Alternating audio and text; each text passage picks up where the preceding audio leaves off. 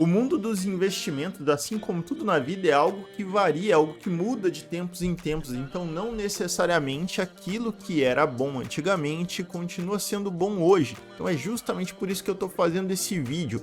Agora, nesse exato momento, na sua realidade, aonde é melhor deixar a sua reserva de emergência? Então, me acompanha nesse vídeo que eu vou explicar detalhadamente meu ponto de vista sobre isso.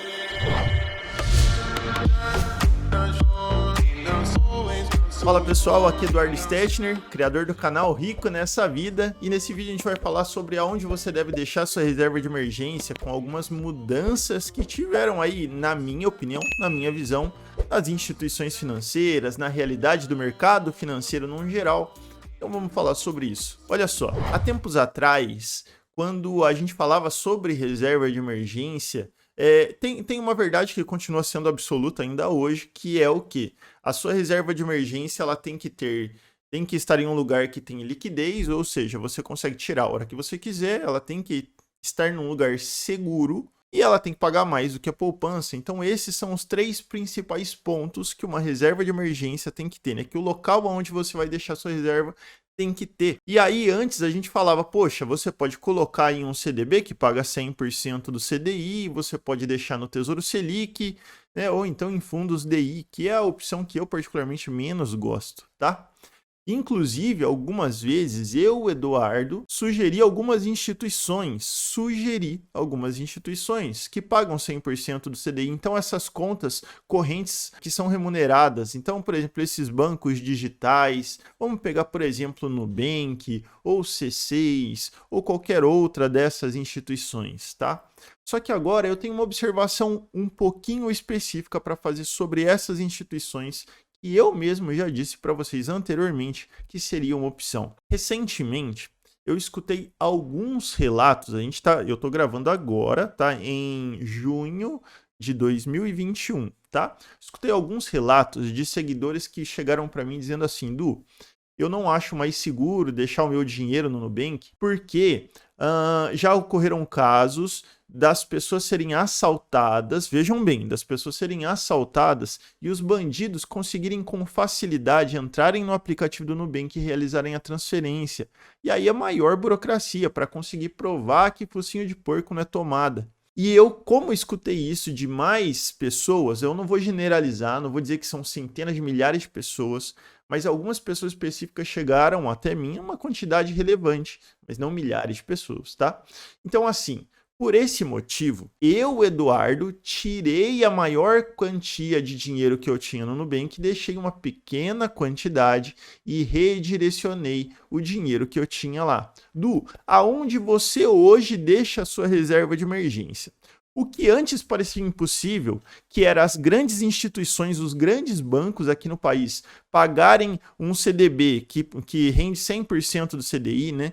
Te proporem esse tipo de aplicação, de rentabilidade, enfim, o que antes parecia inimaginável, hoje já passa a ser realidade, porque essas instituições grandes, que antes não se importavam com o pequeno investidor, viram uma migração muito grande de dinheiro, né, que antes ficavam nelas, para instituições menores, ou então para o Tesouro Selic. Então agora eles apresentaram essa possibilidade, obviamente que não para todos os investidores, mas hoje existe a possibilidade de você conseguir. Então qual é a minha sugestão? Se você tiver a possibilidade de ir até o seu gerente e perguntar para ele, olha, você consegue me propor um CDB que paga 100% do CDI com liquidez diária?